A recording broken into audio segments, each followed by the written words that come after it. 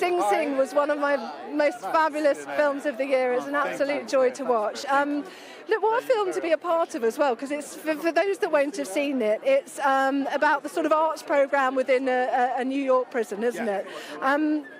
And was it always that you were going to have real actors from the programme that were a part of it? Not from the beginning, but as we started to develop the script, Greg had the brilliant idea. He said, well, some of the members, we can get them to audition for some of the roles, because we were basing it on these members. I said, well, I think that's a terrific idea.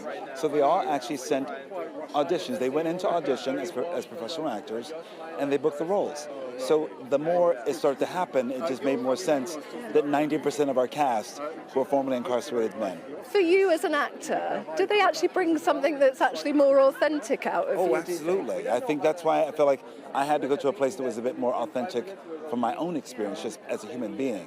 I couldn't sort of like put on the gloss of performance. I had to be as raw and as natural as they were, because that's where we were coming from, and that's how they were accessing the work. So I didn't want to stand out either, as like, actor, formerly incarcerated men actors. I'm like, no, I got to blend in with these guys. And so even when it comes to choices of like growing my facial hair out and just to be a bit more rugged, no makeup, because I feel like I need to be a bit more unmasked as they were. While it is wonderful having you here, there's a few people that haven't got the visas to come over as well. Can you tell us about the sort of upset of that? Well, of course. Well, that's the systems that are at play, and hopefully that maybe this will start to change things. To ask, what happens if a person has done their time, done their service? How much longer can that stain last on their travel or their access? I think we have to think about that. Like we were thinking about that in Los Angeles when it comes to the firefighters that were fighting the fires were incarcerated men. And it's like these men should be compensated for their work, and they should also have pathways to become a firefighter when they're out. So maybe it's this also, I always look at the positive in these ways.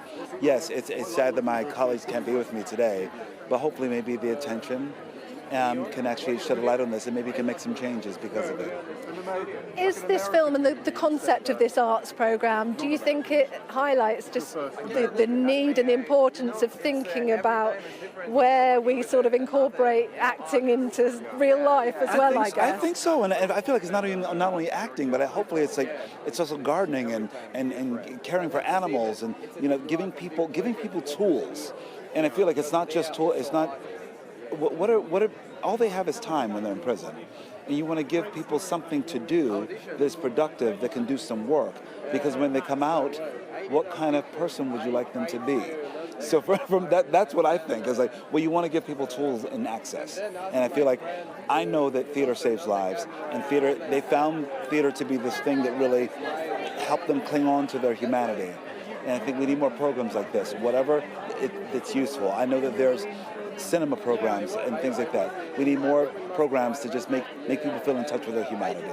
For some people, it's about sort of giving the opportunity in the first place, isn't it? Before they even got there. Many of my castmates say, if I had a program like this, if I had theater, if I had art, if I had another way to express myself when I was a child, maybe, just maybe, my life would be different.